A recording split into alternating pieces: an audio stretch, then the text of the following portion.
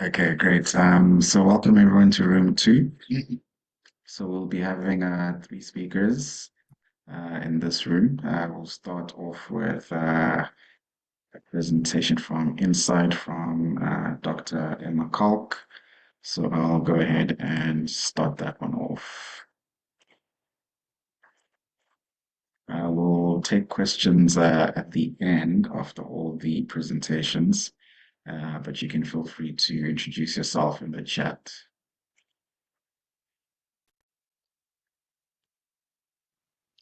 Good afternoon, everyone. My name is Emma Kolk. I'm a Chief Research Officer in the School of Public Health at the University of Cape Town, and thanks very much for the opportunity to present our work. The Innovative Data Science to Impact the TB Epidemic, or INSIGHT project, is one of the UO1s that's been supported by DSI Africa.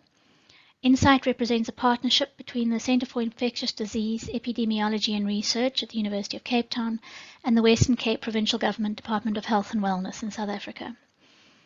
The research context is maternal tuberculosis or TB disease, and that is TB disease during pregnancy or within 12 months post-delivery or the postpartum period. There are many unanswered questions globally with respect to the burden of maternal TB, and this includes drug-resistant TB, the relative risk of pregnancy and the postpartum period on the development of TB in comparison to non-pregnant women of childbearing age, the effects of anti-TB medicines, which are used for prevention and treatment of maternal TB, and this includes the new and repurposed agents that are used for the treatment of drug-resistant TB in pregnancy. So there's very little information about the impact of this, and the impact includes maternal health and TB outcomes, the impact on pregnancy and on infants. So INSIGHT takes advantage of the unique electronic data systems within the public service of the Western Cape Province, which is a setting of a high TB and HIV burden, and in which new and repurposed drugs against drug-resistant TB are routine, including in pregnancy. So we will use and are using linked routine maternal and infant health data to develop a maternal TB platform, which will be able to create actionable clinical tools to optimize person-level interventions and monitor TB programs, and to generate large link cohorts to address the epidemiological questions surrounding maternal TB, and assess the impacts of policy interventions and the clinical tools both at the population and individual levels. So the Provincial Health Data Centre is a linked health information exchange which leverages a unique patient identifier allocated to all users of state health services in the Western Cape Province to link routinely collected health data from a number of sources, and this includes administrative, so hospital and primary care sources, and it includes coding data, pharmacy sources, laboratory sources, disease-specific registers, and additionally emergency care and community health worker sources. So these data from these sources are combined to infer health conditions such as pregnancy, HIV, and TB at the individual level, and when grouped together, they can generate large virtual cohorts for analysis. In the absence of coded insurance claims data, which is often used in well-resourced settings, the PHDC defines cohorts using an inference approach based on phenotype algorithms. So health conditions, which are termed episodes, such as HIV, TB, or pregnancy, are inferred from evidence derived from routine health information systems. So this includes ward and specialist admissions in hospitals and TB clinics, disease registers, pharmacy data for dispensing of drugs, diagnostic tests from the laboratory information system, in addition to ICD-10 coding. So when these data are entered, a phenotype algorithm is used by which multiple sources of evidence are assigned confidence scores based on expert knowledge of their certainty in the context. These evidence points are then intelligently combined into summative estimates of clinical events, such as an episode of TB. And each episode is a single record of the health condition, which includes first and last evidence date, treatment start dates, and outcome dates. And for example, in TB, this would be death or cure, for example, and all the facilities attended during that episode. And all the available data at multiple time points can be used by the PHDC, so it allows near complete ascertainment of defined conditions. And importantly, there is full data provenance. So using this infrastructure, which enumerates approximately 110,000 pregnancies a year across the province, in which, importantly, the mother is linked to the infant, we will optimize clinical patient level and management tools to investigate the epidemiology of maternal TB. And this is a summary of the overall strategy. We have numerous data sources being linked within the PHDC to define a number of cascades, the maternity HIV-TB cascade. We can also look at neonatal outcomes and toxicities. And these will be combined to generate large cohorts, which we'll use for management level tools, looking at a maternal TB dashboard and report, and even a treatment action list with alerts if we identify somebody with TB who is on treatment, for example. In addition to the service component, we'll look at the epidemiology, which includes the burden of disease, risk of pregnancy on developing disease, etc. We do also have a community engagement project, but the data sources are obviously different, so I'm not going to discuss that at this point. Just a word about our data sources.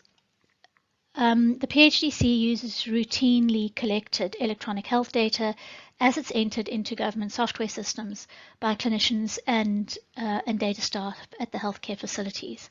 So there are no additional study-specific fields. And as a result, we have no control over data quality and cannot account for missing data. And many of the projects that support this system are supporting system strengthening, particularly when it comes to clinical examination and clinical record keeping. However, we do feel that the scale and the linkage innovation offered within the PHDC offset some of these disadvantages. Another important point is that these data are not consented. They are secured and curated by the Western Cape Government Department of Health and Wellness, and as a result, they're not freely available. The primary function of the PHDC is to support clinical and health management services to optimize patient care, and it isn't research. However, application can be made to the data center for pseudonymized or de-identified data sets or aggregate data for research purposes. And I just wanted to give an example of some of the progress that we've been making in terms of the maternal TB platform. And this is an example of the TB dashboard. And this image gives an overview of the GeneXpert tests that have been done in the province. And now, if you look at the middle and on the right-hand side, we've included pregnancy in women living with HIV and children under 2. And we can filter this by year and sub-district within the Western Cape. You can also filter specifically on pregnant women living with HIV, and we can look at the number of GeneXpert tests that are done at the first antenatal visit, which is a policy that came in 2019, and the proportion of tests that tested positive. And again, we can filter this by sub-district and year. And I'll be hopefully presenting some of this data if the abstract's accepted at the meeting in November. In addition, there's a public-facing TB dashboard, which is freely available online, and this enumerates the number of TB cases, including drug-resistant TB cases, that there are in the province.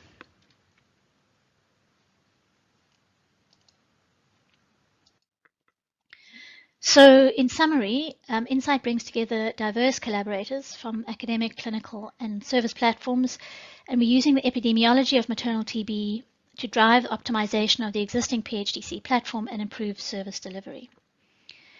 And notwithstanding the restrictions on data access that we have, I'm very keen to collaborate within the fields of TB and in terms of pregnancy exposures more generally, including infectious exposures like TB, HIV, and other STIs, and related medicines and vaccines. If anyone's interested, please reach out. My email address is included, and I'm happy to take questions. Thank you.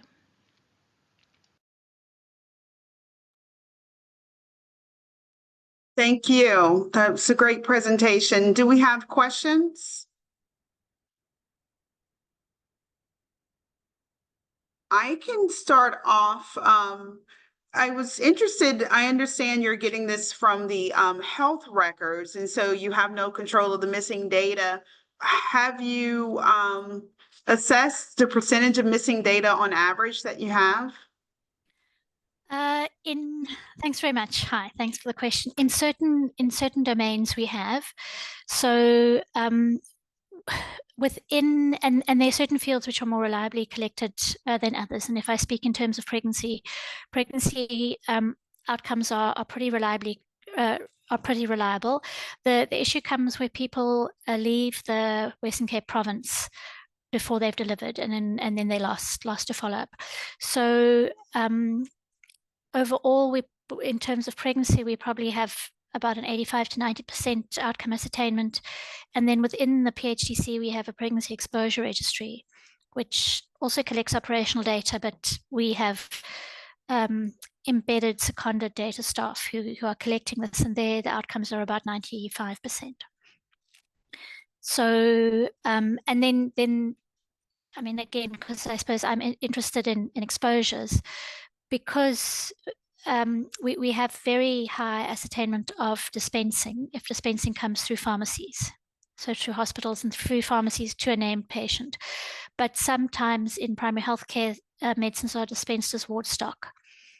You know, at midwife obstetric units, ARVs, treatment for STIs, and sort of simple antibiotics are given to the nurses from stock they have in the ward, and there's no electronic footprint. So there we lack that sort of information. But I think, yeah, so it varies. I mean, with tuberculosis, for example, the PHDC enumerates more TB episodes, cases of tuberculosis, than the electronic TB register, because it uses the register data in addition to laboratory and dispensing data. And so it adds numerous fields. So it takes a lot of cleaning to do an analysis. You know, it's not ideal, but certainly it's quite a powerful tool, and it's improving all the time, because people like me who are using the data then give feedback, and so we can fix the algorithms. Thanks. That's great. Thank you. Do we have any other questions? Well, thank you, Emma. And we'll go on to our next presenter. And that is, the next study is DICE. Do we have who's presenting from the DICE study? Is that Christina? Yeah. Oh, Kofi. Okay, thank you. Yeah, I'm presenting here. I'll share my screen.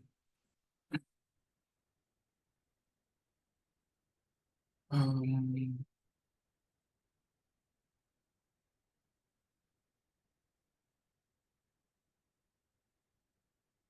believe you can see my screen.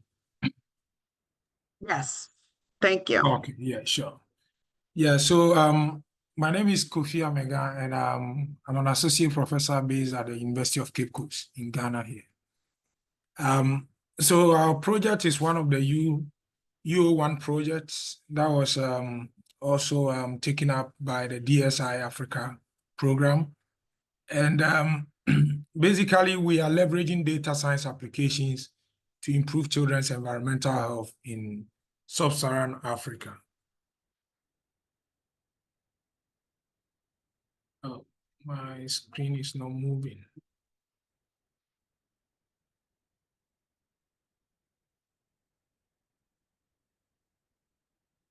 I think I might have to share again.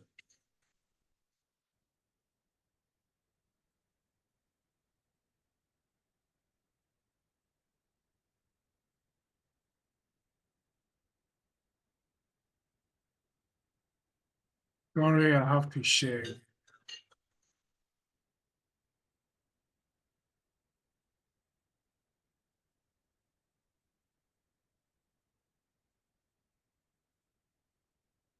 Okay, so background and justification to the study. So the highest number of deaths per capita that is attributable to environmental exposures have been observed in Africa. And it's interesting to note that the highest disease burden is among children.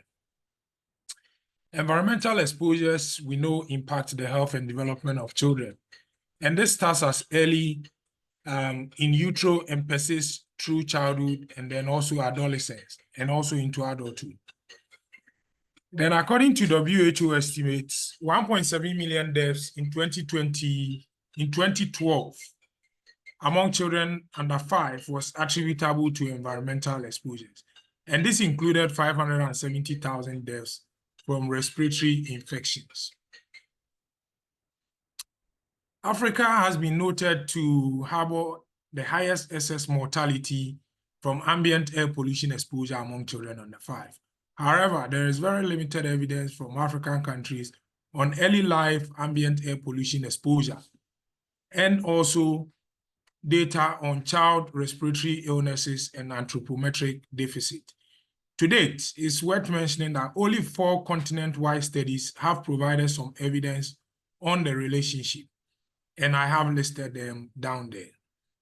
However, these studies that I have highlighted estimated PM2.5 exposures from satellite images without integration of other important data sources, which our study wants to incorporate.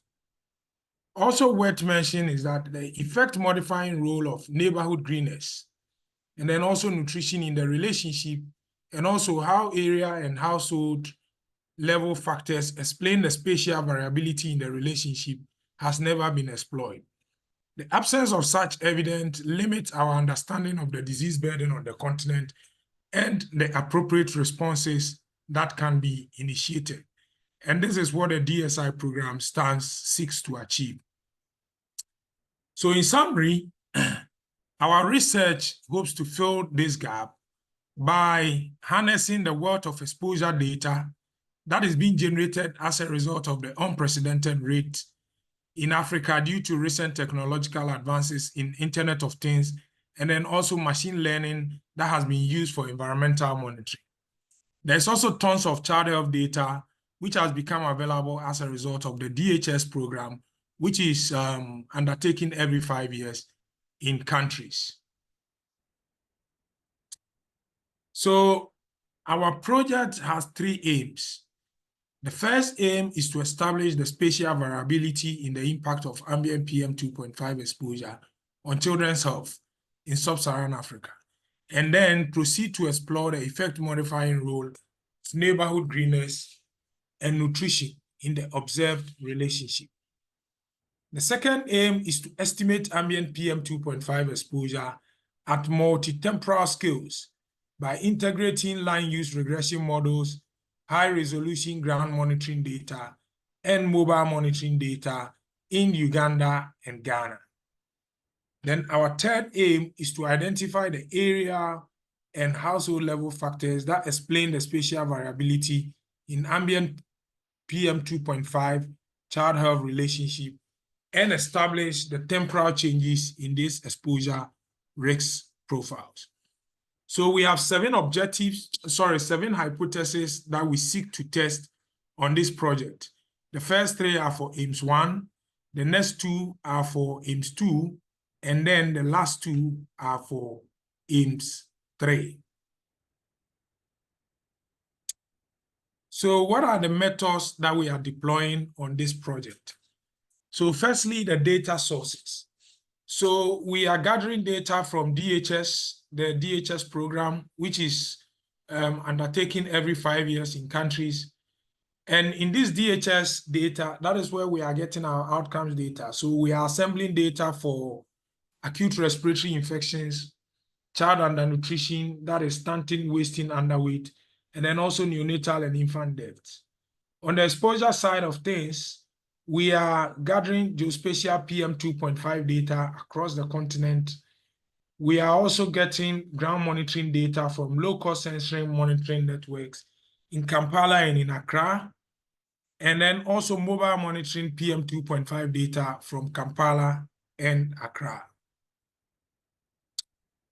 So for hypothesis 1 and 2, what we have been undertaking so far is, we've been integrating air pollution exposure data with several waves of DHS, and missed data that spans several decades on child health outcomes. We are also leveraging data science tools to combine the outcomes data with geospatial PM2.5 exposure data to help us create a data set for our epidemiological analysis.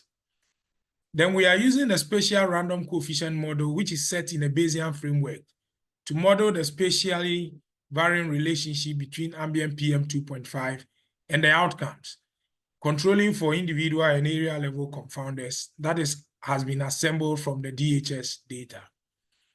And this approach that we are using will enable us to identify sub-regions and regions within countries that are most severely impacted by the effect of ambient and PM2.5 exposure on child health outcomes. Then for hypothesis 3, 4, and 5, which is for AIMS2, we are applying machine learning techniques to develop a land use regression model for Kampala in year 1 of the project, and this will leverage the mobile and fixed monitoring data. We also hope to compare this model with land use regression model developed that is leveraging only the fixed monitoring data and identify the most important temporal and spatial predictors for Kampala. Then in year 2, when we have completed the mobile monitoring data in Accra, we hope to develop a land use regression model for Accra using the same protocols that was pioneered for Kampala. And then we compare the models between the two cities under different data conditions. And the data conditions are 1, using only consistent data that is available for both cities. And 2, using city-specific data to derive a locally optimized model. And then the last thing we want to do here is we want to evaluate transferability of the models from one city to another, so that we'll be able to know whether these models can be applicable continent-wide. Then finally, on hypothesis 6 and 7, which is AIMS3, we're using a Bayesian profile regression model and leveraging the data set that we have assembled in AIM1 to identify profile clusters that characterize high PM2.5 exposures and determine which exposure profiles is associated with increased prevalence of adverse child health outcome. Also, the information on household level factors from the DHS data and the area level information that we are going to gather from multiple sources, including statistical agencies, will enable us to apply this multi-level and multi-exposure analytic framework. And the approach we are using here draws on a previous study that was conducted in Los Angeles County by 2 of the investigators on this project. We will also leverage the temporal structure of the data, the DHS data, to explore the temporal changes in exposure profiles in the study country. And this is how we have set up our study. We have AIM1, which is situated, AIM2, which is situated in my university. You have AIM1, which is situated in University of Ghana. And then also you have AIMS3, which is situated in Oregon State University. And then we have our private investor who is handling our data governance strategy. We have made some progress on the study. And the first progress is that we've been able to assemble all the outcomes data for 36 sub-Saharan African countries from 1998 to 2002, where DHS have been conducted consistently, and also the data aligns with the unique cluster numbers of the DHS GPS file. We have also been able to extract the PM2.5 data from the ACAG of the Washington University in St. Louis. And what we have started doing presently is we are trying to estimate the prenatal and postnatal PM2.5 exposures for all the study children. So the outcomes here is that we have outcome data completely assembled for all the study countries. We have exposure data that has also been completely assembled for all the study countries. Then on AIMS2, we have collected and pre-processed data for the machine learning models.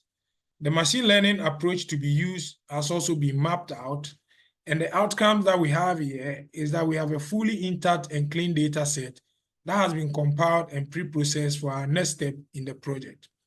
And the next step is building the machine learning models for Kampala and also performing initial spatial validation for other cities in Uganda. Then finally, on AIMS-3, we have obtained DHS data sharing approval from Oregon State University, which is a partner institution that regards the analysis of DHS data. We have also compiled DHS data for one country to allow us to evaluate the computational burden of the cluster analysis and also the appropriate data aggregation methods. And we are also reviewing literature to allow us to know the methods that can better handle the population weights that we are using in this analysis.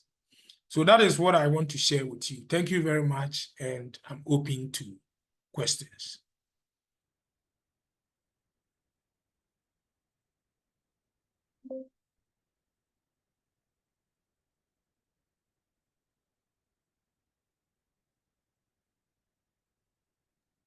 Do we have any questions for Kofi?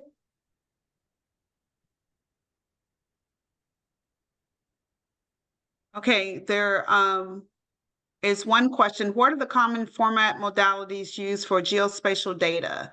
Is it images?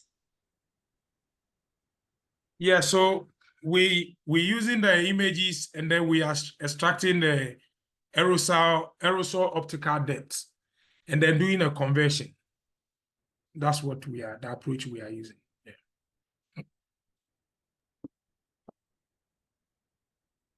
And I had a question. Why was Uganda chosen as the first country for the data analysis and to look at the burden on aggregation? So our data sources is from Uganda and also Accra. You know, we have very limited ground monitoring data in Africa, but there is a vibrant mobile monitoring, low-cost monitoring network in Uganda, which has been going on for close to 10 years.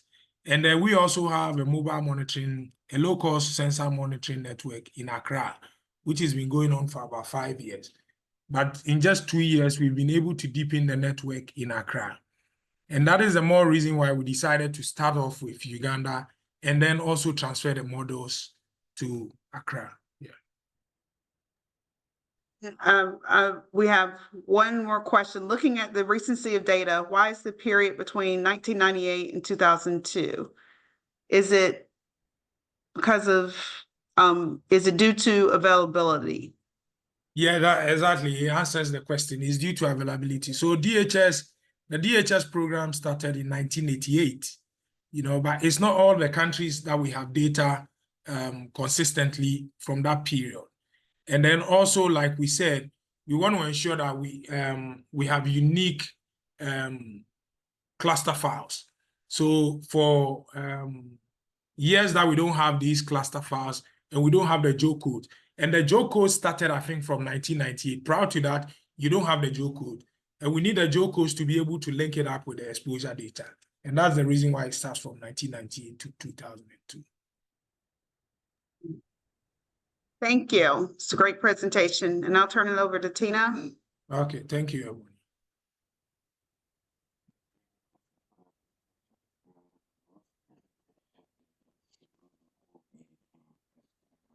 It's from the GDRS Ghana project. Hi, everyone. I'm Christina Riley of ACROS, and we're pleased to be presenting the GDRS project to you today. Our project brings together 3 existing partners already within the DSI Africa ecosystem with the goal of geo-enabling Ghana's existing malaria surveillance system to better detect and respond to transmission and particularly emerging anti-malarial drug resistance markers. And so this is a pilot that, if successful, we're hoping can be expanded across the continent to improve anti-malarial drug resistant surveillance and enhance intervention targeting and use of our current malaria control and elimination toolkit. So GDRS is a strategic collaboration between two geographically and scientifically complementary DSI Africa consortia. So this includes the DSI Africa Inform Research Hub and the PubGem ELSI. ACROS and the Institute for Human Virology Nigeria are both part of the Inform Hub. IHVN leads the Inform Research Hub and will be supporting the GDRS project through technical guidance and expansion of other specific areas of support from lab to grants and contracts. ACROS is a Zambia-based NGO that specializes in digital geospatial tooling and intelligence and serves as the industry partner on Inform. Under GDRS, ACROS will be further configuring and developing our Reveal platform to geo-enable data collection down to the household level and utilize the platform to overlay various data layers for malaria and anti-malarial drug resistance visualization, as well as intervention decision-making and further investigation as relevant, and then also predictive risk mapping. So I'll hand it over to Dr. Lucas Amenga Intego to introduce WACBIP and provide more detail on the project. Thank you. Thank you, Christina. So WACBIP is the West African Center for Cell Biology of Infectious Pathogens. It's a center of WACBIP, World Bank Center of Excellence that is located within the University of Ghana. And WACBIP has been conducting routine genomic surveillance of antimalarial drugs and sexual resistance over the years. And we have partnerships across our country and also the region, in the West African region, in Nigeria, Burkina Faso, and the Gambia, Guinea, and others. And it's our hope that with our close partners, the DSI Africa platform, we can expand our existing surveillance system and enable it to be able to improve the geospatial distribution of our resistant alleles. Next slide.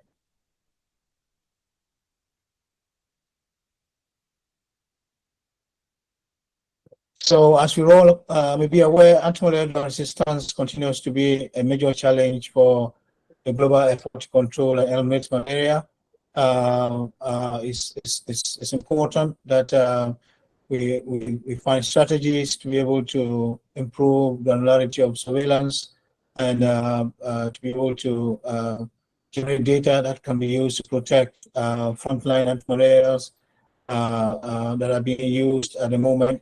And one of the key things that can be done to be able to stay ahead of the resistance problem is to continue to monitor known antimalarial drug resistance genes or markers that have been demonstrated to mediate specific antimalarial compounds, and also look for new resistant alleles that may be rising dangerously in various communities. And so we, over the years, have built an Amplicon panel of 6 resistant markers that we are able to monitor through the use of dried blood spots, samples collected across our resistance network.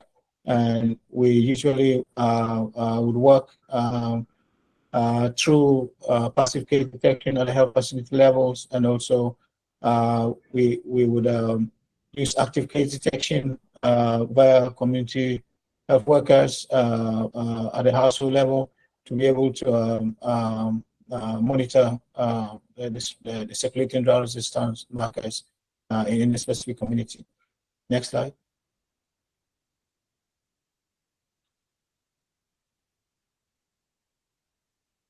Next slide. I think maybe this is, can you see it? Okay. It's a delay. So the GDRS project aims to strengthen our existing malaria genomic surveillance network and to be able to visualize and capture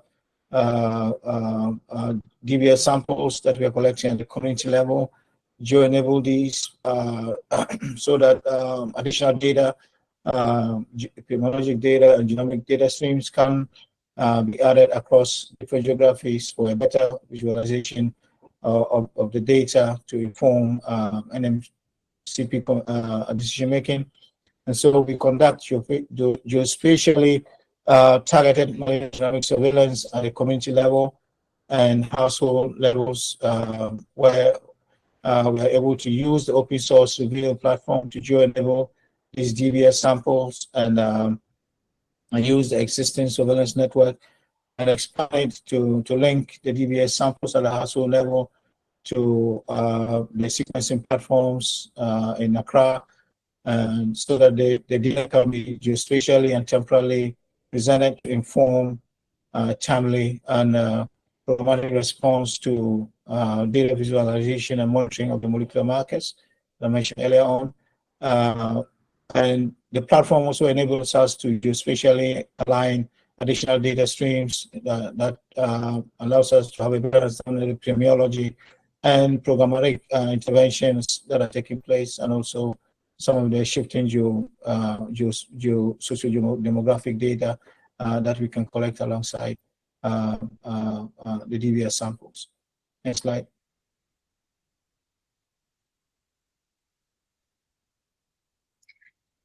So I can go ahead and start talking about how we plan to do all of these wonderful things that Lucas just described.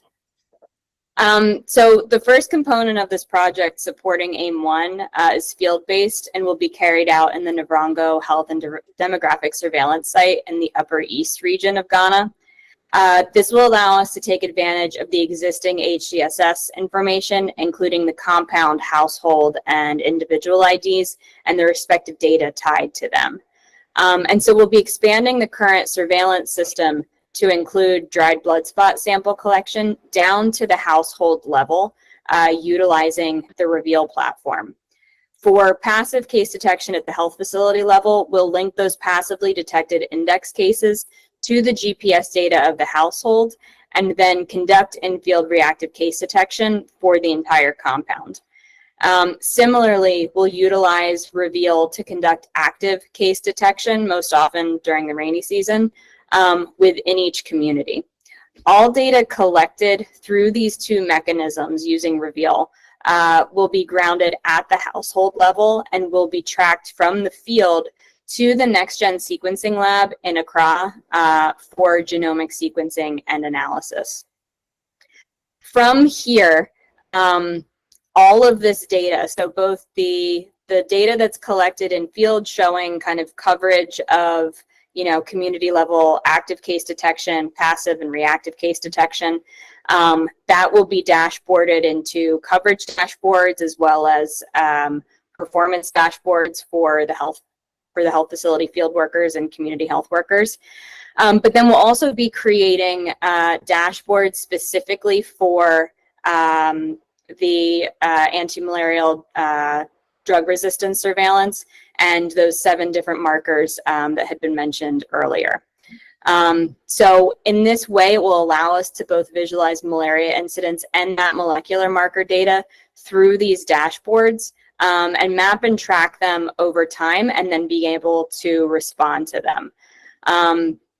So we'll be operationalizing the genomic data and malaria data streams, in addition to overlaying programmatic data, epidemiological data, climatological data, and then other environmental and socio-demographic factors. And this will allow us to begin to do additional genomic investigation within or beyond that given area, that village for anti-malarial resistance. It will guide programmatic interventions and investigations of outbreaks, and then also deploy relevant malaria controls. So this could be through additional reactive case detection, vector control and surveillance, MDA, et cetera. And then we'll also be engaging with the Ministry of Health and the Ghana Health Service to trigger responses at various levels across the government. And then with our researchers and other collaborators, we'll also be able to do additional visualization and analysis of those anti-malarial resistance events with other relevant data for predictive risk mapping, both in Ghana, but then eventually elsewhere.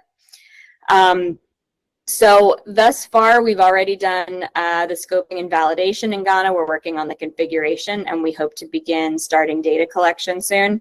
If you would like to reach out to any of us for more information, we'd be excited to hear from you. Our contact information is here.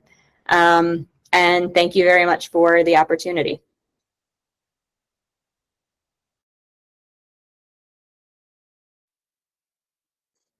That presentation. So we have about 7 minutes before the next session, so we can take any questions. I see there's one in the chat for Christina. Geolocating at household level is powerful. Does it, however, raise any ELSI-related privacy issues? Yeah, that's a really good question. So it can, in the way that we usually handle this is, at least on the data collection side, all of that data has been de-identified. And so when we're collecting that data and dashboarding it, yes, you can see where those cases are coming from. But when we go to, once the data has been collected and we've looked at that coverage data on other dashboards, and then also when we're overlaying it with other data sets, in terms of the simulation module on Reveal, we're not actually going down to that exact GPS level. There's different ways we can handle it. So one way is just to dashboard that data at a sub-district level.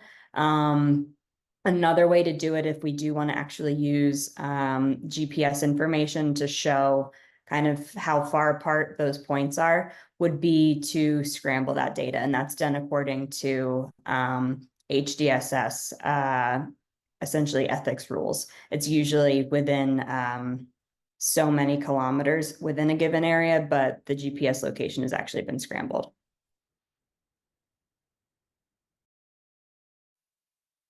See another one in the chat. You can go ahead and address that one. Yep. So thanks, Tina. So the second question is there significant interest in leveraging AI for the analysis and application for geospatial detection in Ghana? So yes, there is interest in doing this. I think the first step will be, in terms of layering those data sets, we'll start with predictive risk mapping, and then start building that data into different models. We haven't gotten that far yet. I will say, in terms of AI that has been used, not necessarily in this project, but in some of our other Reveal applications, one of the ways that this has been done is in terms of the detection of those building footprints or household footprints. There's different data sets that can do that, as opposed to doing enumeration of those. So there are a lot of different applications. Specifically for this project, we'll probably start with the predictive risk mapping and modeling, and then kind of see how we go from there.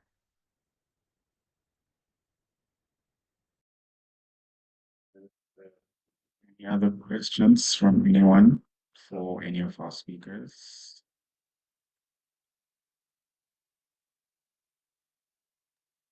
I'll put my email in the chat now. We also, I could see that from the presentation, the slides weren't advancing as we expected them to. So we'd be very happy to share those. And that also includes all of our contact information, as well as website information for ACROS, and then specifically the Reveal tool. Okay, great. All the slides will be put on the website as well. Great.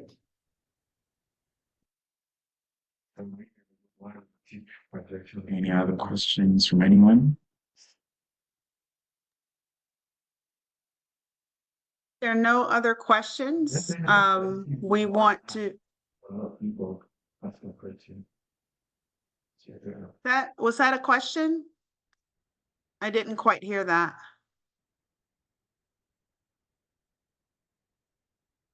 It's not have been. If there are no other questions, we want to thank you for attending this session. Really great speakers. Thank you to the presenters for those wonderful presentations, and enjoy the rest of the meeting. Thank you. You should be able to go back to the main room.